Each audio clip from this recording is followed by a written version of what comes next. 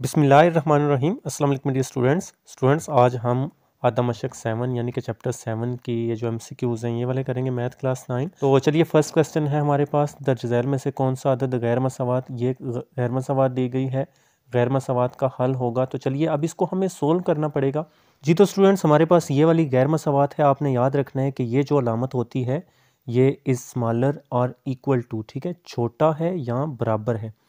देखें आपने याद रखना है, अगर ये जो इसका मुंह होता है ना, ये जो मुंह बंद है, ठीक है, जैसे इधर इसका मुंह बंद है ना, तो ये छोटा होता है। और अगर ये दूसरी तरह होता ना ऐसे, ठीक है, मतलब ऐसे होता तो उसका मुंह इधर खुला होना था, तो वो बड़ा होता है, ठीक है। और ये जो नीचे एक लाइन आपको नज़र आ रही है ये बराबर की अलामत होती है, यानी कि ये वाली चीज़ 11 से छोटी भी है और बराबर भी हो सकती है, ठीक है। अब गैर मसावात को हल करने का जो तरीका है वो भी मसावात जैसे ही है। जिस तरह से हमने ये पहले 3 देखना है ना कि -4x तो इधर ही हम रख लेते हैं, तो -4x हमारा इधर ही रहेगा, ठीक है। ये जो 3 है इस तरफ क्या हो रहा है, इधर प्लस हो रहा है, इसके साथ प्लस है, तो इसको उधर भेजकर माइनस करवा देते हैं, ठीक है। और ये वाली छोटा है या बराबर है, इसी तरह से आपने लिखनी है। अच्छा, उधर हमारे पास 11 है और 11 में से जाकर 3 जो है वो माइनस कर देंगे। तो चलिए स्टूडेंट्स अब ये तो चलें ठीक है, अब उसको माइनस कर लेते हैं, तो -4x हमारे पास इसी तरह से आ जाएगा, is smaller and equal to or equal to 11 में से 3 अगर हम निकालेंगे तो हमारे पास 8 आ जाएगा, ठीक है। चलें अब यहाँ पर थोड़ा सा रूल चेंज हो जाता है जब भी गैर मसावात को हल करते हैं मसावात के मुकाबले में, ठीक है। अच्छा वो क्या है, ये हमें इधर x चाहिए, ये -4 इधर मल्टीप्लाई हो रहा है, ठीक है, तो इस x को हम इधर ही लिखते हैं। और ये जो -4 है इसको हमने दूसरी तरफ भेजना है और दूसरी तरफ जाकर इसने डिवाइड होना है। तो स्टूडेंट्स आपने याद रखना है, अगर माइनस वाली रकम दूसरी तरफ जाकर मल्टीप्लाई हो, ज़रब हो या डिवाइड हो या तकसीम हो, ठीक है, अगर माइनस वाली रकम दूसरी तरफ जाकर तकसीम हो या ज़रब हो तो ये अलामत उल्ट हो जाती है। बस ये रूल एक गैर मसावात का अपना है जो कि मसावात में नहीं है, ठीक है। तो हम -4 को उधर जाकर डिवाइड करवाएंगे ना, क्योंकि इसके साथ ये जुड़कर लिखा हुआ है, ज़रब हो रहा है, उधर जाकर तकसीम हो जाएगा, तो इस अलामत को आपने उल्ट कर देना है, ठीक है। और ये हम तभी कराना है जब माइनस वाली रकम उधर जाकर मल्टीप्लाई या डिवाइड हो, ठीक है। तो यहाँ पर चलें -4 हमने नीचे डिवाइड कर दिया। तो चलिए स्टूडेंट्स अब x यहाँ पर हमारे पास होगा अब बड़ा है या फिर बराबर है -2 के। जी स्टूडेंट्स ये देखें, ये -2 हमारे पास आंसर आ गया है, ठीक है, तो इसको आपने मार्क लगा लेना है। तो स्टूडेंट्स आपने एक और बात याद रखनी है कि ये जो उन्होंने आंसर बुक में दिया हुआ है वो इनमें से कोई भी नहीं है जो कि उन्होंने गलत दिया हुआ है। अच्छा नेक्स्ट हमारे पास क्वेश्चन है, कोई बयान जिसमें बड़ा है या बराबर है या छोटा है या बराबर है या बड़ा है या छोटा है में से कोई एक अलामत पाई जाए वो कहलाती है। अब देखें वो तो हमने ऊपर भी देखा कि ये अलामत बड़ा छोटा या बड़ा बराबर छोटा बराबर अगर आ जाता है तो वो गैर मसावात होती है। क्या होती है? गैर मसावात, ठीक है। तो इसका स्टूडेंट्स जो करेक्ट आंसर है वो सी है, गैर मसावात है, ठीक है। तो आई थिंक स्टूडेंट्स इनका भी उन्होंने वहाँ पर गलत ही दिया हुआ है, आई थिंक बी उन्होंने दिया हुआ है इस बुक पर, तो वो भी उन्होंने गलत दिया हुआ है, ठीक है। तो ये गैर मसावात होती है, वो आपने याद रखना है। अच्छा नेक्स्ट थर्ड क्वेश्चन है हमारे पास, x बराबर डैश, ठीक है, और गैर मसावात है, ये गैर मसावात दी गई है, -2 छोटा है x से और x छोटा है 3/2 से। इसके हल सेट का रुकन है। देखें इसके लिए ना मैं आपको आई थिंक नंबर लाइन बनाकर समझा देता हूँ, उससे आपको इजीली समझ आ जाएगी। तो इस तरह से हमारे पास ये एक नंबर लाइन होती है, ठीक है, एंड ये नंबर लाइन।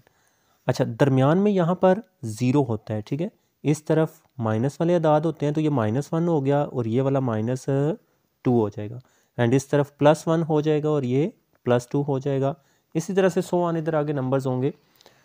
तो सबसे पहले ये जो दो नंबर्स हैं कि x जो है वो दरमियान में हो -2 और 3/2 के, ठीक है। तो चलिए अब स्टूडेंट्स देखें -2 किधर है, -2 ये देखें, ये -2 हमें नज़र आ रहा है, इसको आपने पॉइंट आउट कर लेना है कि जो x की वैल्यू है वो -2 से बड़ी है, यानी कि -2 x से छोटा है लेकिन x बड़ा है -2 से, क्योंकि x की तरफ इसका मुंह खुला हुआ है तो x -2 से बड़ा है। सो जो x की वैल्यू है वो इस तरफ होगी, -2 से बड़ी होगी, क्योंकि आपको पता है नंबर लाइन पर बड़ी वैल्यूज़ इधर होती हैं। अच्छा 3/2 है ना, अब 3/2 क्या होता है, अगर आप 3/2 को करते हो ऐसे ना डिवाइड 3/2 को, तो 3 को हम डिवाइड के अंदर रखेंगे और 2 को बाहर रखेंगे, 2 1 2 आ जाएगा, फिर 3 में से 2 अगर हम माइनस करेंगे तो हमारे पास 1 आ जाएगा ऑब्वियसली।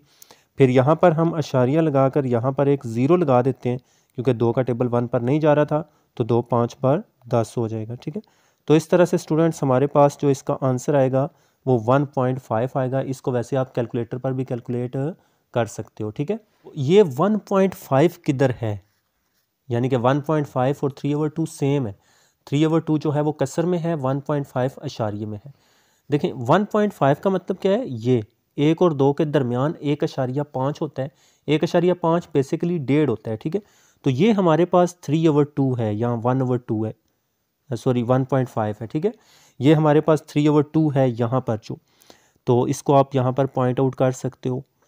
तो ये क्या कह रहे हैं कि जो x है वो छोटा है 3/2 से, यानी कि 3/2 हमारा 1.5 आ गया ना, 1.5 आ गया, तो उससे छोटा है, तो छोटे अदाद इधर होते हैं। ठीक है, तो अब इनमें से जो नंबर्स हमें दिए गए हैं वो इस रेंज में आने चाहिए, इनके दरमियान कहीं कोई नंबर आएगा तो उसको हमने सिलेक्ट करना है।